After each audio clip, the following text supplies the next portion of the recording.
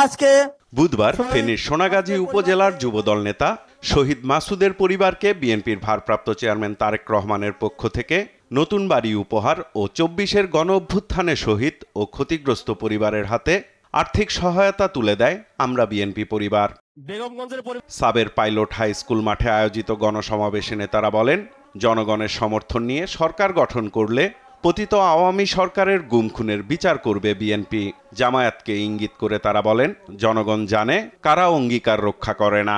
আপনারা এরশাদের অধীনে বলেছেন নির্বাচনে যাবেন না, নির্বাচনে গেছেন, শেখ হাসিনার আঁচল ধরে আপনারা গেছেন।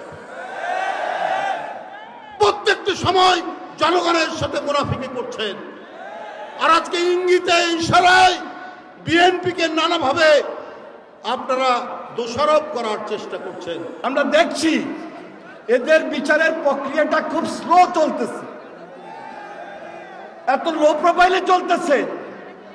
আমার ধারণা এই সরকার শেষ পর্যন্ত বিচারটা সমাপ্ত করবেন কিনা আমার একটু সন্দেহ হচ্ছে।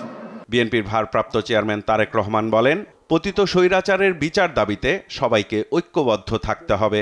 এই হত্যাকাণ্ড, এই খুন গুম, এই জখম যারা করেছে, তাদের যে নেত্রী ৫ই আগস্ট পালিয়ে গিয়েছে, তার যদি বিচার না হয়, তাহলে যারা এত বছর ধরে গুম করেছে, যারা এত বছর ধরে খুন করেছে, যারা হাজারো লক্ষ মানুষকে জখম করেছে, তারা ভবিষ্যতে উৎসাহিত হবে।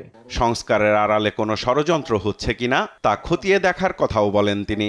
আমরা খেয়াল করছি কিছু কিছু মানুষ সংস্কার সংস্কার সংস্কার কথা বলে সব রকমের প্রক্রিয়াকে দীর্ঘায়িত করছে। সংস্কার সংস্কার করে এটি কি কোনো ষড়যন্ত্র কিনা? যদি সংস্কার করে এই বিষয়টিকে যদি দীর্ঘায়িত করা হয়, তাহলে দেশের সমস্যা বাড়বে।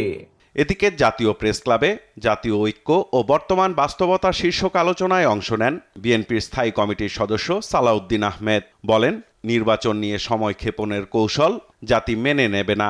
আন্তর্জাতিক অপরাধ আদালতের আইন সংশোধন করার আমরা দাবি জানিয়েছিলাম, এদেশের মানুষ দাবি জানিয়েছিল। এই সরকার অধ্যাদেশ এবং আইন সংশোধনের জন্য পদক্ষেপ নিয়েছিলেন, হঠাৎ করে তারা ক্যাবিনেট মিটিংয়ে সিদ্ধান্ত নিলেন এটা করা যাবে না। কেন? আওয়ামী লীগের একদিকে আপনারা চাইবেন রাজনীতিতে নিষিদ্ধ হোক, আবার তাদের বিচার করবেন না, আবার পুলিশ দিয়ে তাদের রাজনৈতিক কর্মসূচি আপনারা বাধা দিবেন। এত স্ববিরোধিতা ঠিক নয়। আমরা পরিষ্কার সাইফুল রিপন, দেশ টিভি, ঢাকা। মানুষ গণ অভ্যুত্থানের মধ্য দিয়ে